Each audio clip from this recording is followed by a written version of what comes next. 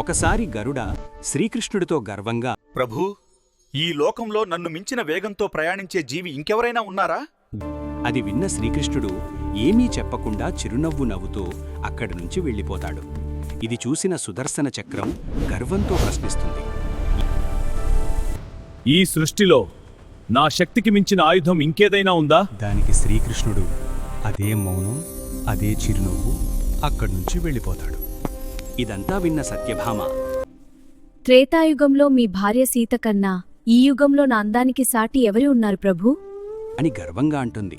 అప్పుడు శ్రీకృష్ణుడు మనసులో అనుకుంటాడు, వీళ్ల అహంకారానికి తగిన గుణపాఠం చెప్పాలని. గరుడుణ్ణి పిలిచి, హిమాలయ గుహల్లో ఒక మహావానరం తపస్సు చేస్తోంది. ద్వారకలో సీతారాములు నీకోసం ఎదురుచూస్తున్నారని చెప్పిరా అని పంపిస్తాడు. తర్వాత సుదర్శన చక్రాన్ని పిలిచి, ద్వారం వద్ద కాపలా ఉండు. ఎంత గొప్పవారు వచ్చినా లోపలికి అడుగుపెట్టనివ్వకో అని చెప్తాడు.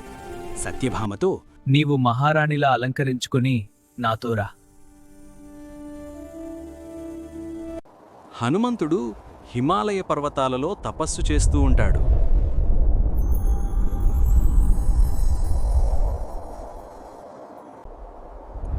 గరుడ హిమాలయాలకు వెళ్లి హనుమంతుడితో శ్రీకృష్ణుడు చెప్పిన మాటలను చాలా గర్వంగా చెప్పడం మొదలుపెడతాడు. హనుమా,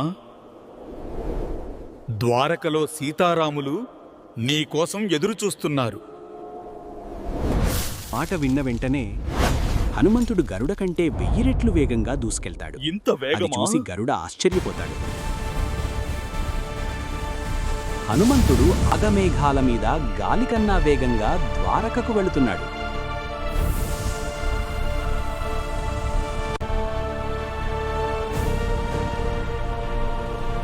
హనుమంతుడు అంతఃపురానికి చేరుకున్నాడు.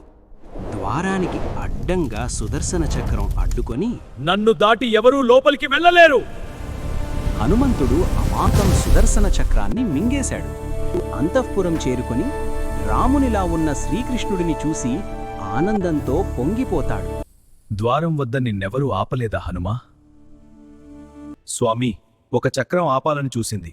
దానితో యుద్ధం చేస్తే మీ దర్శనం ఆలసవుతునిపించింది. అందుకే దాన్ని మింగేశాను అని సమాధానం చెప్తాడు.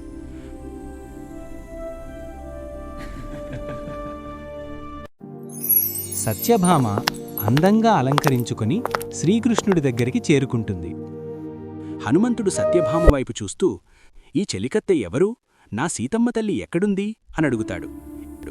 ఇలా శ్రీకృష్ణుడు గరుడ, సుదర్శన చక్రం, సత్యభామ గర్వములను ఒక్క హనుమంతుడితో సమాధానం చెప్తాడు.